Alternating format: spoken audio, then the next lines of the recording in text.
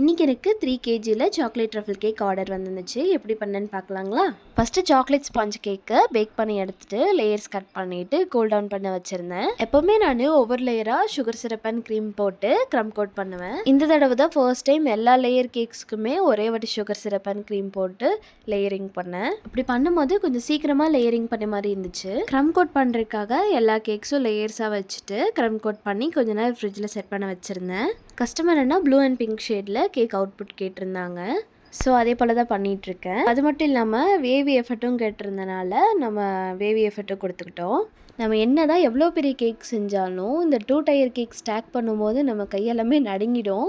ஏன்னா by mistake கொஞ்சம் கை தவறிடுச்சுனாலும் cake ஃபுல்லாகவே டேமேஜ் ஆகிடும். ஸோ இந்த மாதிரி 2 டயர் 3 டயர் கேக் ஸ்டாக் பண்ணும்போது மட்டும் நம்ம கேக்கை பொறுமையாக பார்த்து ஸ்டாக் பண்ணுற மாதிரி இருக்கும். கஸ்டமரை நான் அமைச்ச ரெஃபரன்ஸ் பிக் மாதிரியே நம்ம கேக்கோட அவுட்புட் பண்ணி கொடுத்துட்டோம். உங்களுக்கும் இந்த மாதிரி நம்மக்கிட்ட கேக்ஸ் ஆர்டர் பண்ணணும்னு நினச்சிங்கன்னா செங்கல்பட்டு டிஸ்ட்ரிக்டில் இருந்தீங்கன்னா கண்டிப்பாக நீங்கள் நம்மக்கிட்ட கேக்ஸ் ஆர்டர் பண்ணிக்கலாம். இந்த மாதிரி நிறைய வீடியோஸ் பார்க்க நம்ம சேனலை சப்ஸ்கிரைப் பண்ணிக்கோங்க. தேங்க்ஸ் ஃபார் வாட்சிங். பாய்.